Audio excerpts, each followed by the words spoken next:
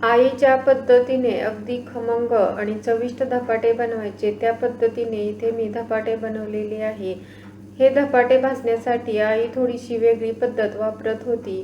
ती पद्धत तुम्ही वापरत असाल किंवा थोडीशी वेगळीही असू शकते, त्यामुळे व्हिडिओ स्किप न करता शेवटपर्यंत नक्की पहा। इथे बघा, मस्त असे आपले खमंग चविष्ट पौष्टिक असे धपाटे तयार झालेले आहेत। दही बरोबर किंवा चटणी बरोबर अगदी चविष्ट लागते। चला तर मग वेळ न घालवता सुरू करूया आजची रेसिपी। तर बघा, सुरुवातीला आपल्याला धपाटेचं वाटण बनवायचं आहे। त्यासाठी इथे मी 4 हिरवी मिरची, 20 ते 25 लसूण पाकळ्या, 1 छोटा चमचा ओवा, 1 छोटा चमचा जिरे, अर्धा इंच आलं घेतलेलं आहे। हे वाटण बनवण्यासाठी हिरवी मिरची तुम्ही आवडीप्रमाणे कमी जास्त करू शकता आणि हे धपाटे बनवण्यासाठी लसूण भरपूर घालायचं आहे, म्हणजे धपाटे चविष्ट होतात। आता वाटण बनवण्यासाठी सर्व साहित्य एका खलबत्त्यात टाकलेलं आहे आणि हे आपल्याला कुटून घ्यायचं आहे। तुम्ही हवं तर मिक्सरलाही बारीक करून घेऊ शकता। हे जे वाटण आहे ना, ते खूप जास्त बारीक करायचं नाही, थोडंसं जाडसरच ठेवायचं आहे, म्हणजे धपाटे चविष्ट होतात। इथे मी छान असं हे कुटून घेत आहे। जुन्या बायका काय करायच्या, जे असं वाटण आहे ना ते खलबत्त्यात किंवा उकळात कुटायच्या, त्यामुळे काय व्हायचं, सर्व जी पदार्थ आहेत ना ती चवीला छान व्हायची। इथे बघा, वाटण छान असं बारीक केलेलं आहे आणि अशाच पद्धतीने थोडंसं ओबडधोबड म्हणजे जाडसर ठेवायचं आहे। आता इथे मी 2 मध्यम आकाराचे कांदे आणि भरपूर अशी कोथिंबीर घेतलेली आहे। आता आपल्याला ही कोथिंबीर बारीक चिरून घालायची आहे। धपाटे बनवण्यासाठी भरपूर कोथिंबीर घालायची, म्हणजे धपाटे खूप चविष्ट होतात। आता इथे मी हे 2 कांदेही अगदी बारीक बारीक चिरून घेणार आहे। कांदे घातल्यामुळे धपाटे छान मऊसूत होतात, खूप जास्त कडक होत नाहीत। तर बघा, अशा पद्धतीने कांदेही इथे मी बारीक चिरून घेतलेले आहेत। आता आपल्याला धपाटे बनवण्यासाठीची कणिक मळून घ्यायची आहे।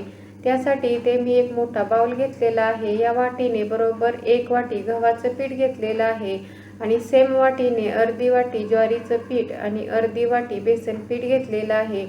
हे अगदी योग्य प्रमाण आहे। याप्रमाणे तुम्ही जर धपाटी बनवली तर अगदी छान अशी मऊ लुसलुशीत होतात।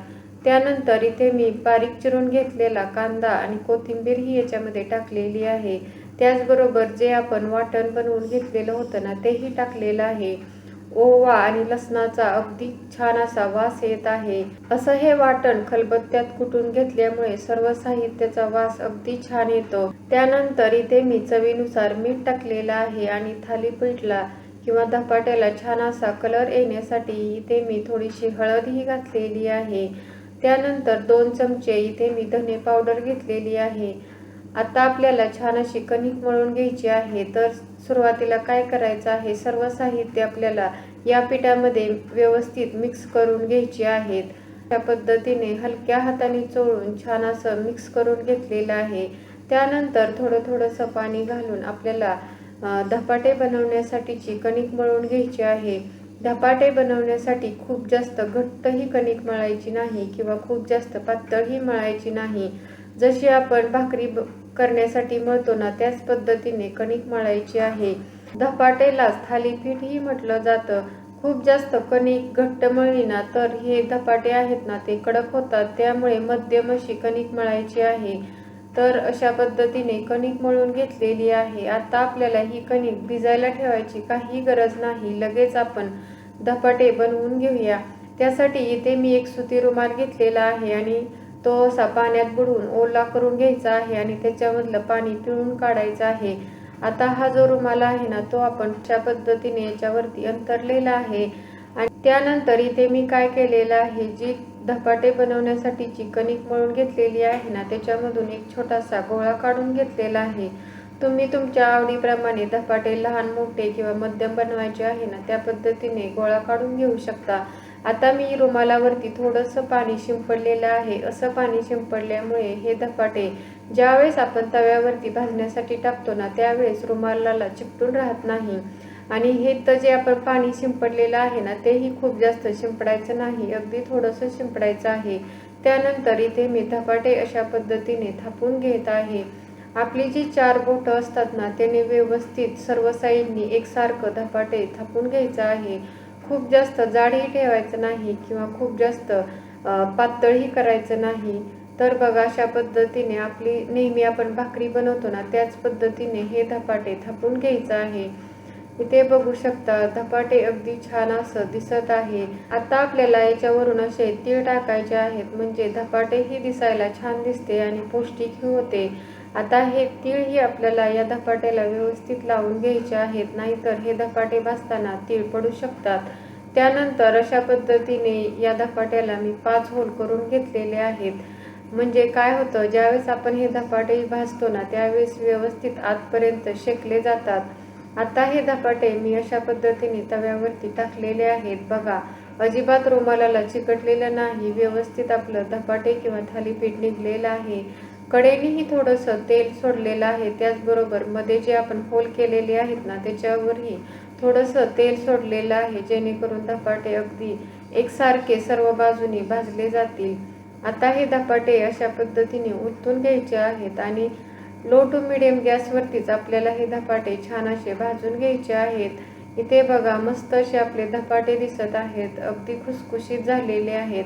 आता दुसरं धपाटेही मी अशाच पद्धतीने भाजून घेत आहे.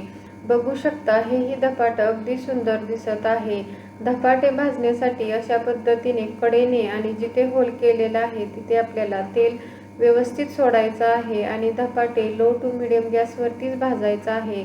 तुम्हाला मी मगाशी म्हटलं होतं ना, आई धपाटे भाजण्यासाठी वेगळी ट्रिक वापरायची. तर काय करायचं आहे, ज्यावेळेस आपण दुसरं धपाट भाजण्यासाठी टाकतो ना त्यावेळेस हे जे पहिलं धपाट आहे ना ते त्याच्यावरती ठेवायचं आणि अशा पद्धतीने दोन्हीही धपाटी व्यवस्थित लो टू मिडियम गॅसवरतीच भाजून घ्यायची आहे. असं केल्यामुळे काय होतं की जे आपल्याला जर वाटलं की धपाटे आतून थोडंफार कच्चं राहू शकतं, तर तुम्ही जर अशा पद्धतीने हे धपाटे शेकून घेतले ना तर दोन्हीही धपाटे अगदी छान अशी वाफरली जातात, अजिबात कच्ची राहत नाहीत, अगदी परफेक्ट अशी शेकली जातात. आता दुसरंही धपाटे भाजून घेतलेलं आहे. आता तिसरं धपाटे भाजतानाही लक्षात ठेवायचं आहे की जे दुसरं धपाट आहे ना ते त्याच्यावरती ठेवायचं आहे, म्हणजे धपाटी अगदी छान अशी वाफरली जातात. माझी आई धपाटे भाजताना हीच पद्धत वापरायची आणि तुम्हाला सांगते धपाटे खूपच चविष्ट लागत होती.